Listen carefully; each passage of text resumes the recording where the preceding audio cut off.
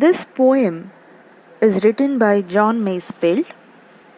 He has written this poem in the memory of his mother, and the mother's name is Caroline L. Masefield, and that's why the name of the poem is C.L.M. This poem expresses love and regret in a very unusual way. The poet's mother, that is John Masefield's mother, had expired when she was giving birth to her child, and that to her sixth child. And the poet is expressing this entire poem in a very sad manner. In the dark womb where I began, my mother's life made me a man. Through all the months of human birth, her beauty fed my common earth. I cannot see, nor breathe, nor stir, but through the death of some of her. In the first stanza, he describes his journey, how it begins in the dark womb of his mother. He continues saying that all the months of human birth, that refers to the pregnancy time of the mother, that her beauty fed by common earth, that is the body. That is, he is telling that when the mother was pregnant, and in that all the time, when the mother had him inside her womb, the entire time she had lost her beauty because of him. And in that time, he could not see, he could not breathe, he could not stir. That is, he could not move. And he was the reason for her death. But through the death of some of her, he was a part of her death. Down in the darkness of the grave, she cannot see the life she gave. For all her love, she cannot tell whether I use it ill or well, nor knock at dusty doors to find her beauty dusty in the mind. The mother had already been dead, and she was in her grave, in the darkness of the grave. There was complete darkness in her grave, and she cannot see the life she gave. That is, the mother could not see her son grow up into a man. A mother always loves her child. Similarly, she loved him a lot, but she could not tell whether that boy of hers was in a good situation or a bad. That is, whether he had turned into a good man or a bad man, whether he was good or bad. And the poet also could not knock at any of the dusty doors, that is, the graves. He couldn't go there and just open it. He couldn't see her beauty dusty in the mind. That is, she was in the ground for years, and she cannot come back.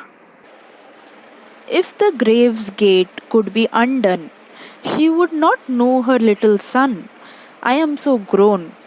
If we should meet, she would pass by me in the street, unless my soul's face let her see my sense of what she did for me. If the grave's gate could be undone, the meaning of undone is opened. That is, in case the graves were opened, still she wouldn't know that it was her little son, because he was all grown up. She couldn't recognize him.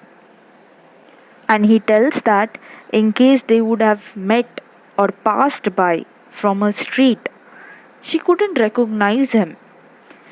The only way of recognition would be through the soul. That is, unless my soul's face. That is, in case their souls recognize each other, they can come to know that it is mother and son. Otherwise, she couldn't recognize him. What have I done to keep in mind my debt to her and womankind. What woman's happier life repays her for those months of wretched days? For all my mouthless body leeched, here birth's releasing hell was reached. Now the poet is asking a lot of questions to himself. He's finding answers for those questions. Now he is asking himself, how can he keep her in his mind? How can he keep the memory of his mother? How he can pay back, how he can pay the debt to her, as well as the womankind, all the women. How can I pay them back? What woman's happier life repays all those months that she has taken the pain, the labor pain, every single problem that she has faced in her life at that time? How can we pay her back? How can we give that happiness back to them?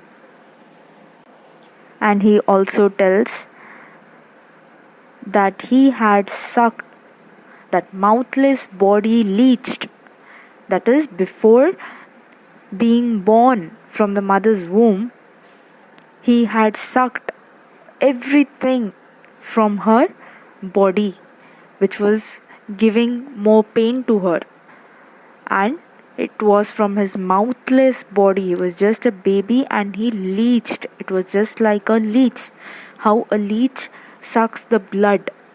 Similarly, how a mouthless child in the beginning takes everything from the mother. So, how can we repay them for that? What have I done or tried or said in thanks to that dear woman dead? Men triumph over women still. Men trample women's right at will. And man's lust roves the world untamed. O grave, keep shut lest I be shamed. In the final stanza, he feels guilty about what he has done till now. He is asking himself, what have I done till now? Or what have I tried till now to do something for them, for my mother? What have I done? I have not even thanked her enough for the things that she has done to me. Men triumph over women still. That is, men defeat women still. They try to dominate. Even now, they try to dominate women. Men trample women's right at will.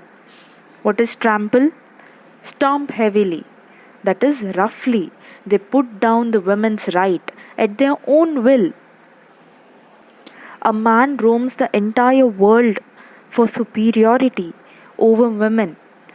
And at the last, he tells, O grave, keep shut lest I be shamed. So he's telling the graves to be closed forever and never open, because in case the graves open and the mother as well as the other women, if they come out, he will be ashamed. He cannot show them his face because of the greeds of men and all the things that the men have or they are doing right now with the women. It's all wrong. For the things that the woman does in her life, for all of them, cannot be repaid by anything.